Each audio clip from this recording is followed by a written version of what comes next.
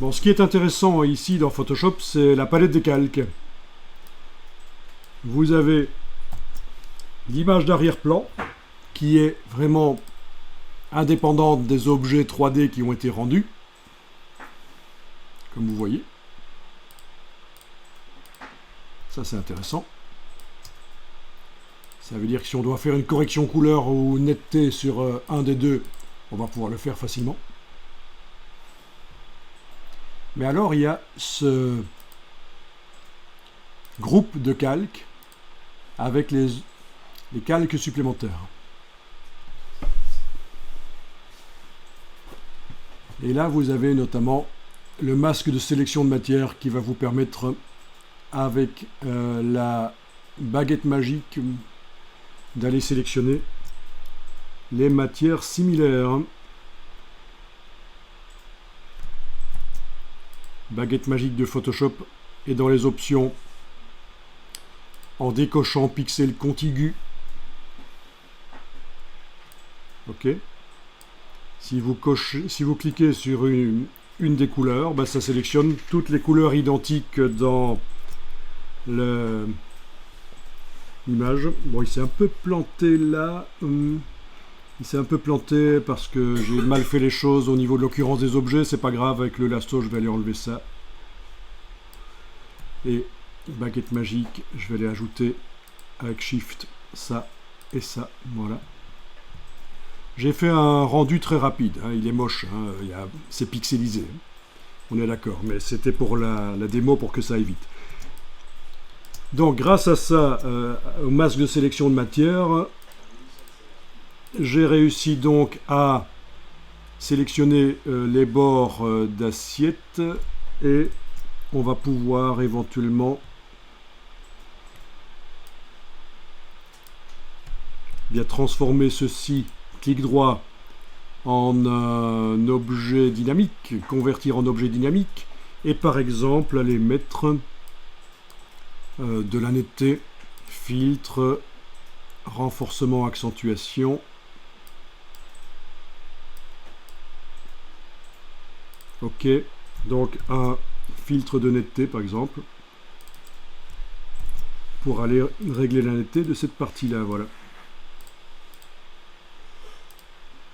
Ou d'autres types de filtres, peu importe, ou aller changer les couleurs par un calque de réglage.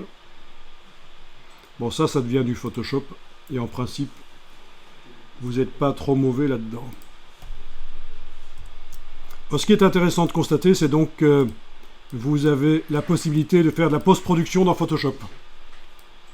Post-production dans Photoshop, ça veut dire que ben, c'est comme ça que ça fonctionne la 3D. Ceux qui ont déjà touché à la 3D savent que toutes les images fixes 3D ou les images animées, il est très difficile d'obtenir exactement ce qu'on veut dans le logiciel 3D. Et donc, que ce soit dans After Effects ou dans d'autres logiciels, on fait de la post-production, dans DaVinci ou peu importe, on fait de la post-production, on corrige les images, on les améliore.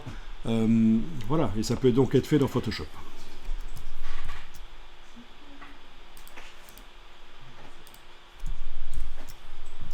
Bien. Oui, vous avez aussi ce qui permet de sélectionner facilement les objets. Clic. Voilà. Par exemple, ces deux-là.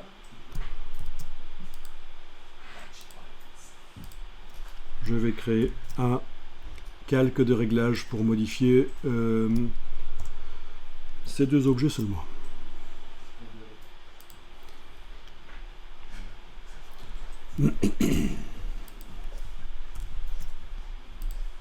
Voilà.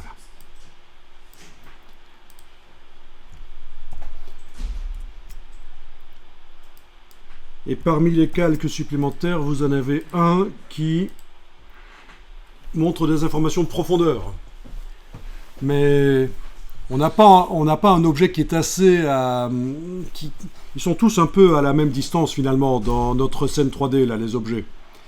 Il faudrait qu'il y en ait un qui soit vraiment à l'avant-plan, l'autre à l'arrière-plan, et on pourrait tester ce qu'on appelle, vous connaissez, certains connaissent ce calque d'information de profondeur. La ZDEF. C'est la ZDEF, oui. Ce qui permet notamment dans Photoshop d'appliquer un flou, soit sur l'avant-plan, soit sur l'arrière-plan, en post-production.